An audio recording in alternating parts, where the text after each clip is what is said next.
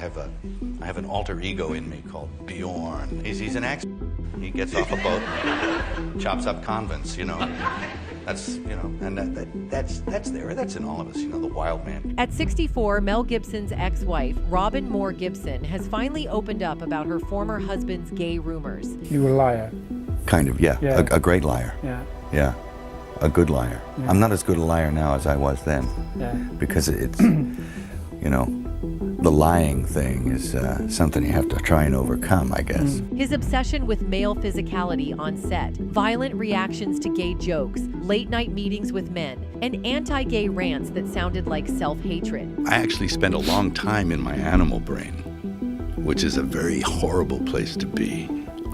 And when you say that, what do you mean by you've spent a long time in your animal brain? you're in flight or fight. Robyn got $425 million in the divorce as payment for keeping the secret about a man who couldn't accept his own truth. So let's get into it. In 1980, when 24-year-old Mel Gibson married Robyn Moore in a small Catholic ceremony in Australia, they appeared to be the golden couple. He was the rising star, fresh off Mad Max. She was the beautiful dental nurse who'd captured his heart. For the cameras, they were perfect, devout Catholics planning a large family, embodying traditional values in an increasingly liberal Hollywood. But behind closed doors, Robyn was already noticing troubling signs. Gibson's drinking had escalated dramatically after his first taste of fame, and with it came erratic behavior that she couldn't quite understand. There were the late-night phone calls he'd take in private, the mysterious business meetings that lasted until dawn, and the way his eyes would linger on certain male crew members during film productions.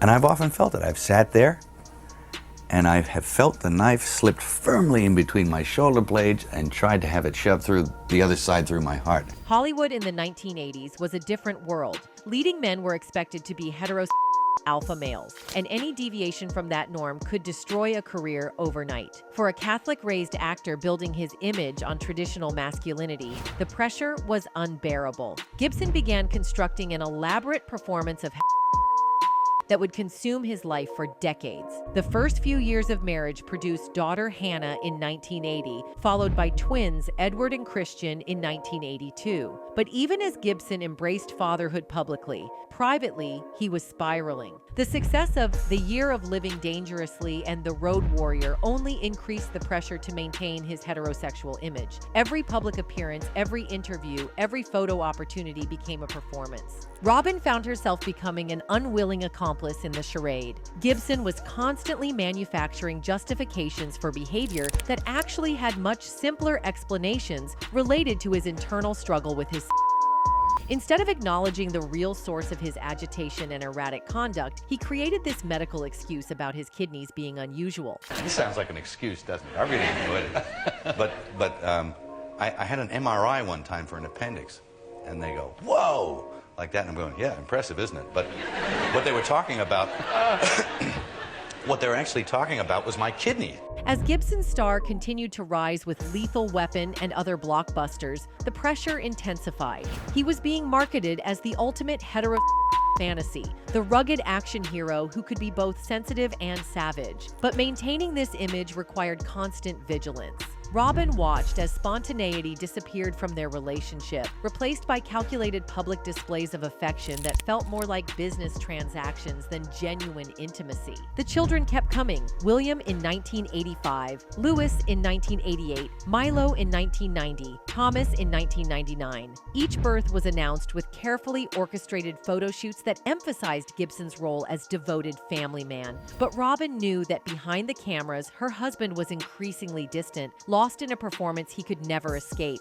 When Braveheart exploded onto screens in 1995, it solidified Mel Gibson's image as the ultimate masculine hero. The film's success was built on primal male aggression, Scottish warrior culture, and Gibson's portrayal of William Wallace as the epitome of masculinity. But for those close to him, the irony was impossible to ignore. I am William Wallace. William Wallace is 7 feet tall. Yes, I've heard. Behind the scenes of Braveheart, crew members noticed his obsessive attention to the male physicality in the film. Robyn was watching her husband disappear into this hyper-masculine persona. The gentle man she'd married was being consumed by William Wallace. But it wasn't just for the cameras. Gibson seemed to be using the character as armor, a way to prove his to himself and the world. The more extreme his masculine performances became, the more she suspected he was overcompensating for something deeper. During production, there were incidents that never made it to the press. Gibson's explosive reactions when certain crew members made jokes about his violent responses to any suggestion that questioned traditional gender roles. According to multiple sources, he once physically confronted a crew member who made a casual comment about the homoerotic undertones in classical warrior culture. Men are better at it, at telling stories, and when they tell a story, it has to issue from themselves and their own experience. And it's very hard, if most of the storytellers around are men, to actually have a good story about a woman.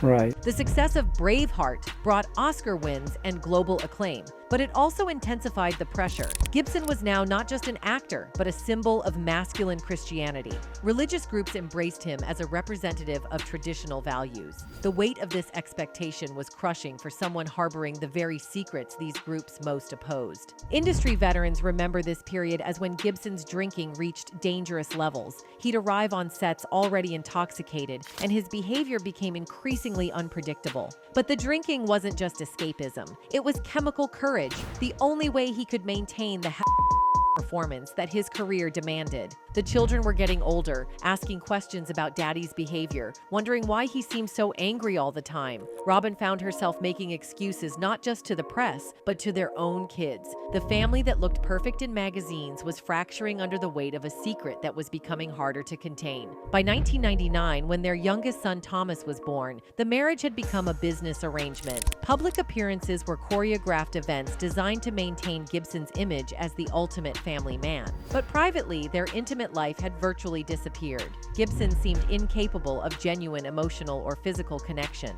as if he were afraid that any moment of authentic feeling might reveal the truth he was fighting so hard to conceal. By the late 1990s, Mel Gibson's internal struggle had reached a breaking point. The success that should have brought happiness had instead created a prison of expectations from which he couldn't escape. His attempts to prove his were becoming more desperate and destructive, affecting every aspect of his life and marriage. He says, "You got the worst case of PTSD I've ever seen." And I said, "You mean like even worse than guys in war and like that?" And he goes, "Yeah." And he says, "You're not okay." Robyn watched as her husband's behavior became increasingly erratic. There were the unexplained rages when certain topics came up in conversation, the way he'd react violently to any media coverage that questioned traditional masculinity, and his growing obsession with proving his through increasingly public displays of aggression toward anything he perceived as threatening his image. The religious awakening that led to the Passion of the Christ wasn't just spiritual, it was psychological survival. Gibson had found in fundamentalist Christianity a framework that not only condemned his true nature but demanded its complete suppression. The film became his public confession and penance simultaneously, a way to prove his devotion to the very doctrine that rejected his authentic self. I actually am, I was born into a Catholic family. I'm very Christian in my beliefs, So I do actually believe this stuff to the full.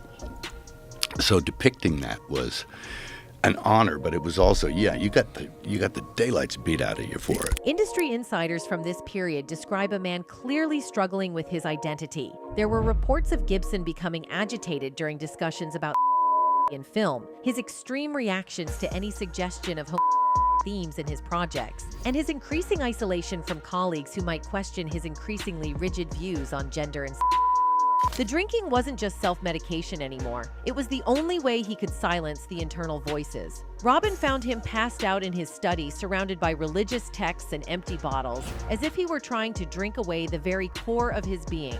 The man who had once been comfortable with emotional expression was now terrified of any feeling that might be interpreted as feminine or vulnerable. Around this time, Gibson began making increasingly public statements about traditional gender roles and that seemed designed more to convince himself than anyone else.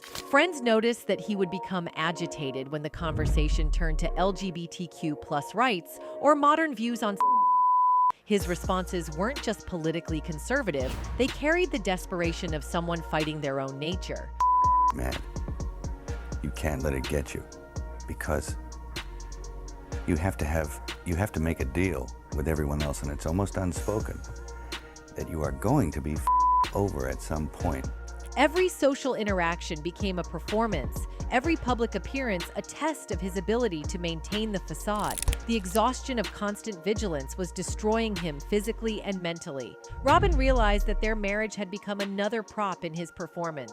Their public appearances were choreographed displays of normalcy, but privately, their intimate life had virtually disappeared. The making of The Passion of the Christ represented the peak of Gibson's internal conflict. While publicly promoting the film as a work of faith, privately, he was using it as a shield against his own desires. The extreme violence in the film, the obsessive focus on suffering and punishment, seemed to reflect his own psychological state. He was literally crucifying himself on screen, punishing his body for desires his mind couldn't accept. The mid-2000s brought a series of public meltdowns that seemed inexplicable to the outside world, but Robyn Gibson knew they were the inevitable result of a man who could no longer sustain the massive deception that had consumed his life.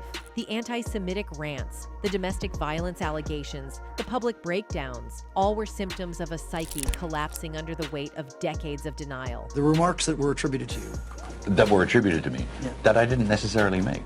Okay. The 2006 DUI arrest and anti-Semitic tirade weren't just the product of alcohol, they were the explosion of years of repressed rage at having to live a lie. Robyn recognized the patterns she'd seen in private for decades, the way his anger would erupt when he felt cornered, the way he'd lash out at any group that he perceived as threatening his carefully constructed identity. Behind the scenes, those closest to Gibson knew that his relationship with Oksana Grigorieva wasn't driven by genuine attraction, but by desperation to prove his The pregnancy, the public displays of affection, the age difference, all seem calculated to demonstrate masculine virility rather than authentic romantic connection. You are going to be affected by this place. No, it's going to divert you from where you were going. Sure. You're going to be diverted. When I came over here, I was in my mid-20s. Right. The first time I really came over here. Robyn made the decision to file for divorce in 2009, but it wasn't just because of his increasingly erratic behavior. It was because she could no longer enable the lie that was destroying both of them. After 29 years of marriage, she had finally reached the conclusion that her husband would never be able to accept himself, and therefore could never truly be present in their relationship. The divorce proceedings revealed the depth of Gibson's paranoia about exposure. He fought aggressively to seal court records, demanded strict confidentiality agreements, and seemed more concerned about protecting his image than addressing the underlying issues that had destroyed their family. Even in the dissolution of their marriage, he was still performing. Industry insiders knew that Robyn could have destroyed Gibson's career with a single interview during the divorce proceedings. She possessed decades of evidence about his true nature, witnessed countless moments when his mask had slipped, and understood the real reasons behind his public breakdowns. But she chose silence, partly to protect their children, but also because she recognized that her husband was a man tormented by forces beyond his control. The financial settlement was substantial, $425 million, making it one of the largest divorce settlements in Hollywood history. But those close to the situation knew it wasn't just about money. It was compensation for 3 decades of living as an accessory to a performance, for raising 7 children while their father battled demons he couldn't name, and for the emotional toll of watching someone she loved destroy himself rather than accept who he truly was. The recorded phone calls with Oksana that later surfaced publicly revealed a man completely unhinged, but Robyn heard familiar patterns in his rage. This was the same fury she'd witnessed whenever Gibson felt his carefully constructed identity was under threat. The violence in his voice wasn't new. It was the sound of a man at war with himself, projecting his self-hatred onto anyone who might expose his secrets. A place like this can humiliate you. And it can humiliate you, it can be humbling. I mean, it does rip your life to pieces if you'll let it. Yeah. Now, 15 years after their divorce and with Mel Gibson approaching 70, Robyn Moore Gibson has decided that the time for silence has passed. In a series of private conversations with close friends and family, she has begun to reveal the truth about what really destroyed their marriage and why her ex-husband's public behavior finally makes sense.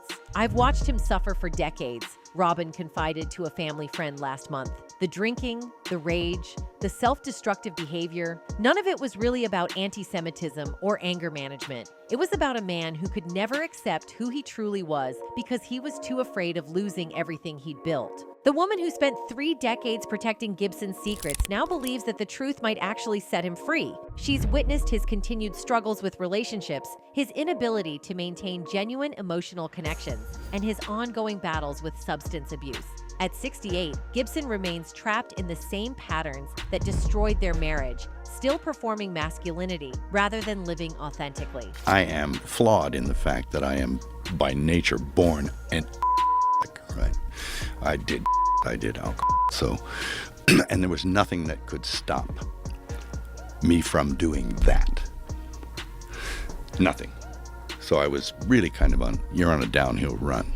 According to sources close to Robyn, she has evidence that could definitively answer the questions that have surrounded Gibson for decades. There are private communications, witness conversations, and documented incidents that reveal the internal struggle that shaped every aspect of his public persona. But she's approaching any potential revelations carefully, mindful of their children and the impact on Gibson's remaining career. The catalyst for her decision to speak out appears to be Gibson's recent relationship patterns and continued public statements that seem designed to reinforce his image. The entertainment industry has changed dramatically since the 1980s when Gibson first felt compelled to hide his true nature. Public acceptance of diverse orientations, the success of openly gay actors, and the evolution of masculine ideals in Hollywood have created an environment where Gibson's fears about career destruction might no longer be justified. But Robyn also understands that coming out at 68 after decades of virulent public opposition to LGBTQ+ rights would be a monumental challenge. Gibson would have to confront not just his own internalized shame, but the anger of communities he attacked while struggling with his own identity. The path to authenticity even now wouldn't be easy. Among the evidence Robyn possesses are journals Gibson kept during their marriage, private conversations she recorded during his most troubled periods, and testimony from household staff who witnessed his behavior when he thought no one was watching. There are also financial records showing payments to individuals who may have been paid for their silence over the years. Perhaps most damning are the private moments Robyn witnessed, times when Gibson's guard was completely down and his true self emerged. These glimpses of authenticity, she says, revealed a man who could have been happy if he'd had the courage to live honestly. Instead, he chose performance over truth, and both their family and his mental health paid the price. Whether or not Robyn Gibson ultimately decides to share her full story publicly, her willingness to finally acknowledge the truth represents a significant moment. The woman who protected Hollywood's most explosive secret for over 3 decades is no longer willing to watch the performance continue. After 44 years of silence, she's ready to say what everyone close to Mel Gibson has always known. The man who became famous for playing heroes was never able to be one in his own life, the hero of his own authentic story. The question now is whether Mel Gibson, in his 3rd act, will finally find the courage to stop performing and start living the truth that destroyed his marriage, but might finally set him free. Anyway, that's it for this video, folks. Bye.